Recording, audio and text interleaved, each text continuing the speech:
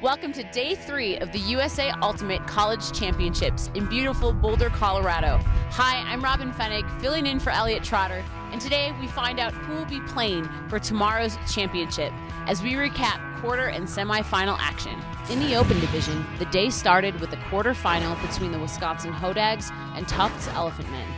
Gusty winds provided an additional challenge, but it did not seem to faze Tufts early in the game, with Adrian Banerjee throwing a big outside-in backhand to Jack Hatchett. Hatchett finds Lloyd Olson for the score. Elephant Men up 4-2. Later on, the game is tied as Tufts' Adrian Banerjee sends a long forehand to Gene Benacorsi, who skies two Wisconsin defenders to pull down the disc. 9-8 Elephant Men up on top. However, Wisconsin answered right back with patient offense, ending with Alex Simmons sending a short backhand up the line to Matt Becker, who beats his defender for the score. Game tied up at 9-all. With the soft cap in place and the game tied at 10, the first team to 12 would win. Tufts had a big chance to put themselves ahead on this big forehand from Alex Cooper to Sam Kitrosh-Schnell, who just took his eye off for a second and couldn't bring in the disc. Wisconsin would capitalize on the turnover, and up 11-10, Ben Raymond sends a forehand past a diving Tufts defender to Brian Hart in the end zone for the game winner. Wisconsin Hodags advance into the semifinals for the second straight year. Next up was the first Open Division semifinal and our Court U matchup of the day between Pittsburgh and defending champion Carleton. The start of the game was all Carleton, as Cut's Justin Norden sends a forehand break past a diving Pitt defender to Julian Childs-Walker for the score. Carleton up on top 6-2. Pitt would come clawing back, down 2, when Alex Thorne sends a big forehand huck to Julian Hausman, who lays out for the score. Pitt down 7-8. Cut would answer with a forehand huck of their own from Simon Montague to Nick Stewart, who skies Pitt's Alex Thorne to pull down the disc in the end zone.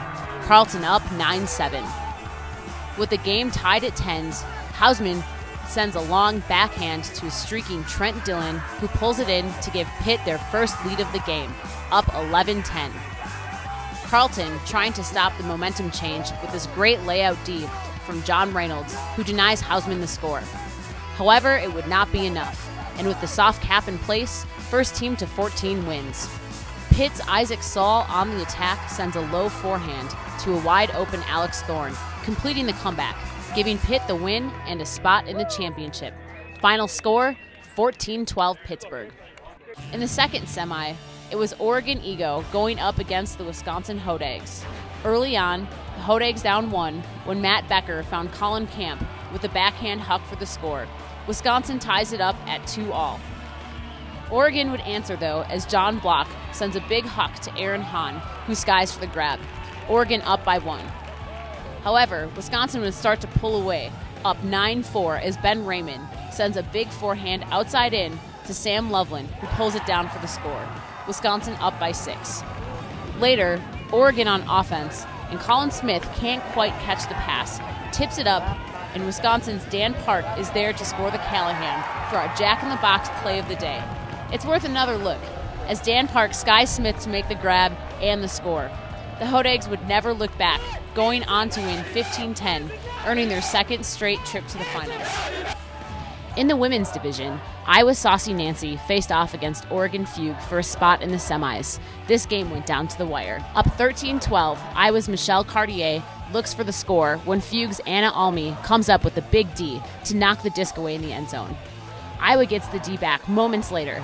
Jen Noack down the field sends a short backhand to Liza Miner for the score. Iowa up 14-12. However, Oregon Fugue wasn't ready to give up and rolled off 2 straight scores, sending the game to Universe Point. After several turns by both teams, Bailey Zonizer advances to Jessie Schaffner and then finds Bethany Kaler, sliding past Iowa's Anna Pritchard in the end zone. Oregon, with a big comeback, advances to the semis. Final score, 15-14. The first women's semi featured Tufts Iwo going up against Washington Element. It was all Tufts in the early going, as Sheena Titcomb finds Emily Shields for the easy score. Iwo up 3-1. A little later, Washington cuts into Tufts' lead when Element's Jillian Goodrow sends a short backhand to Lucy Williams, who just beats out Tufts' Lily Berger to make the grab, and then finds Kirsten Groover for the score. Washington only down 2. The game remained close the rest of the way through, setting up for an epic finish. Tufts down 1 as Claudia Tajima sends a forehand outside in to Olivia Rouse, tying the game at 12. With soft cap in place, first to 14 wins.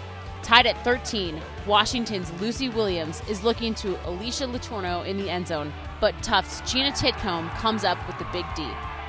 However, Tufts could not convert in their next possession, giving Element another chance, and this time Washington would not be stopped, as Leah Fury sends a big backhand huck to Margot Kelly to pull it down for the win.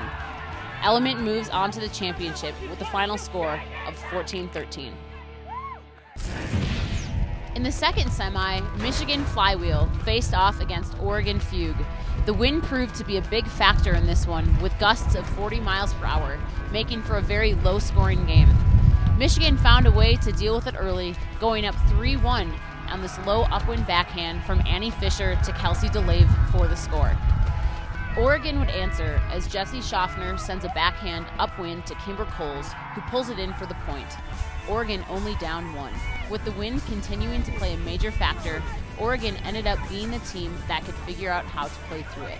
Up 9-6 with a soft cap in place, it was Schaffner again, going upwind and finding Molly Munson with a short backhand to put Oregon up 10-6. Fugue would go on to win 10-8 and will face Washington Element in the finals. That'll do it from here in Boulder. Be sure to tune in tomorrow as we crown a champion. And as always, don't forget to check out usaultimate.org for all scores, highlights, and news surrounding the championships. I'm Robin Fennig. Thanks for watching.